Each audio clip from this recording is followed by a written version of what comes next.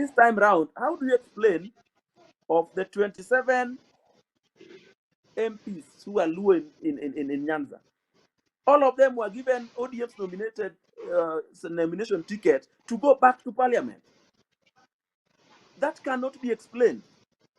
And this is the person who shouts the loudest that Kamago has rigged this election. Yet he also has his Kamago in the name of National Election Board, and the Kamago there is Muma. Muma is the chair of the election board. Yet this is a lady who also nominates herself. Isn't this conflict of interest? If that would happen in the national government, we will make so much noise, we will demonstrate in the streets. If Chebukati himself nominated himself to parliament, we would be in the streets. But his Muma is not even talking about it. The executive director of the party has nominated 3 very close relatives, and he thinks that is okay. One person called Junet Mohammed holds 3 key positions in the party, yet the very people whose relatives and friends fight for the party have nothing. The guy is the director of elections, he's the one who controls the National Election Board, he's the one who is the secretary to Azimio, controls that, he's the master of ceremony in every project, and their people. This guy, if he's not told the truth, he will keep on this Luo until he goes to his grave. And no Luo will be president in the next 50 years because nobody of leadership quality has been prepared, has been given a chance to lead so that one day he carries the flag of the community. It is only in Luoland where you find a senator 82 years old. You find MCS 70 years old and they are nominated. It is in Luoland you find governors, half of them are above 70. It is in Luoland. It is in Luoland where you find the chairman of Luo Council of Elders. Ni mtu anashikwa tu akitembea. He can't even walk by himself. Why do we have these old people when we are supposed to be regenerating the community? We have a leader who has so much influence over his people. Yet this leader cannot one day stand up and say, my people, I want us to raise funds and build something to help our people. Today we should be having an industrial park somewhere in Siaya and somewhere in Homa Bay to serve Kisumu and Siaya, to serve Homa Bay and Migori, so that the youth have somewhere to go and train. And that would cost so little. We would raise that money in weeks because of the influence the leadership has. But we are being told, we are being taken to Canaan where our problems will be sorted. Our problems can't be sorted in a country of 50 million people, only the Luos. 60 years. The Luos have not been in government for 5 complete years of a parliamentary term. Yet the government is the biggest employer and also the biggest trading partner. Other communities enjoy this. We are being told now that we are going to reform the judiciary and IEBC so that who will benefit? 2027, even if you are to run with Raila Odinga, he can't win. We gave him the best opportunity, the best chance, the best funding. He was moving in military choppers.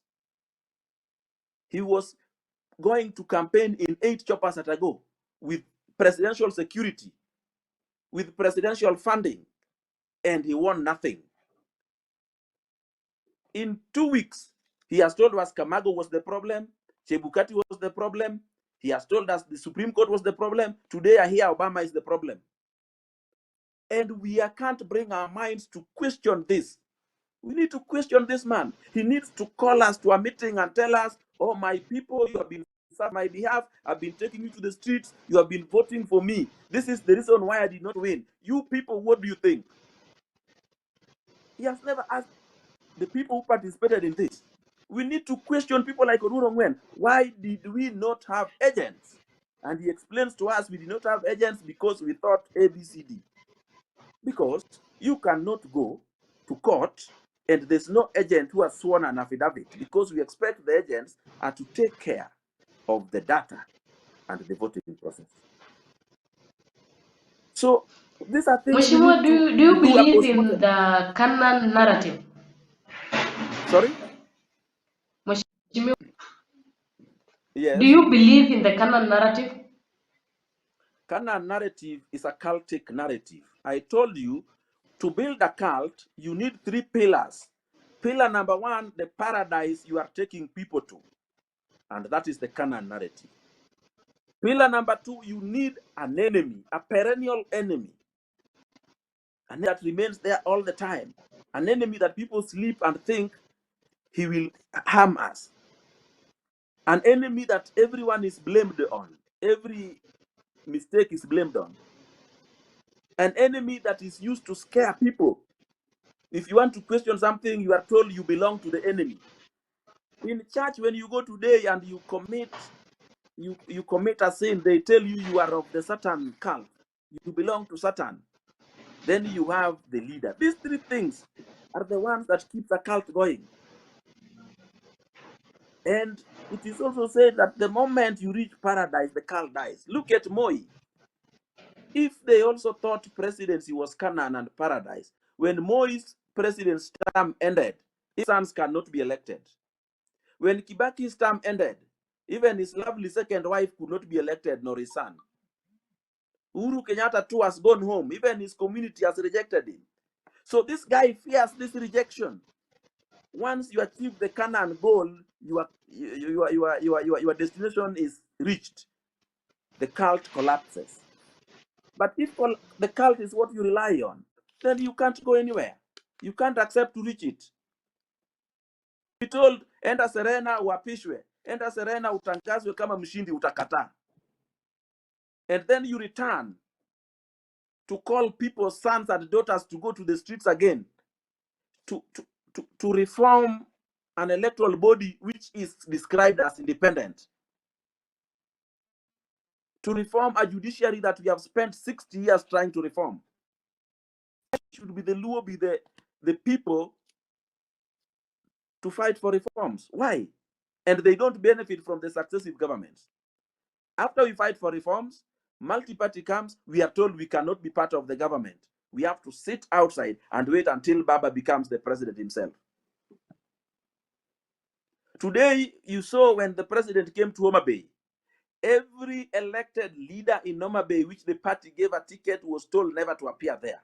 You cannot explain to me why 10 MPs, 2 senators, 1 governor, 1 deputy governor, 1 speaker are available in Homa Bay to meet or receive the president in Homa Bay. You are sending word that the president is in Homa Bay. It's unwelcome in Homa Bay. And when you at the revenue that Homa Bay gets from the national government, 0. national revenue. That is what you are telling us. We have our government. We don't have. Whom are we leaving 55% revenue to? Other communities which did not for the reforms. We fight for the reforms, then other communities enjoy. We must embrace the presidency. And at the end of it all,